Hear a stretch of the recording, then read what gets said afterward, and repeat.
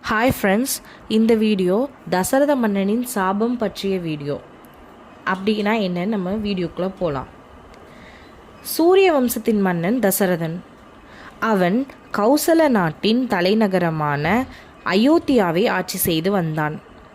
அவனுக்கு 3 மனைவிகள், கௌசல்யா, சுமித்ரா மற்றும் கைகேயி ஆவர். அவர் செல்வ செழிப்பாகவும் சந்தோஷமாகவும் வாழ்ந்து வந்தார். அவருடைய ஒரே ஒரு பிரச்சனை, நாட்டையாள ஒரு குழந்தை இல்லையே என்பதுதான்.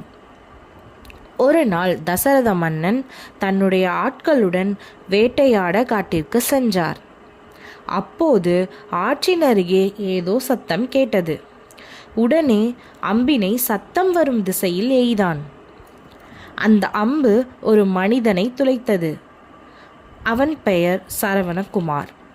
அவர் தன் கண் பார்வையற்ற பெற்றோருக்கு நீர் எடுத்து செல்ல ஆற்றிற்கு வந்தான்.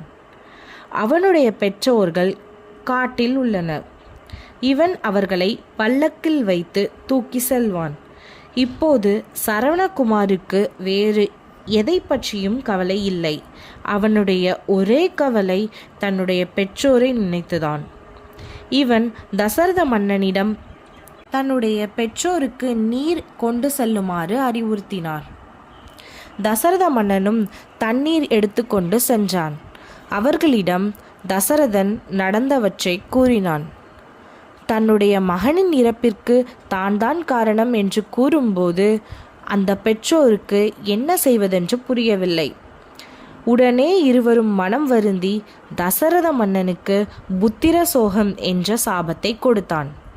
சாபம் என்னவென்றால், உன்னுடைய மகனை நீ பல ஆண்டுகள் பிரிந்திருப்பாய் என்று கூறிவிட்டு சென்றனர்.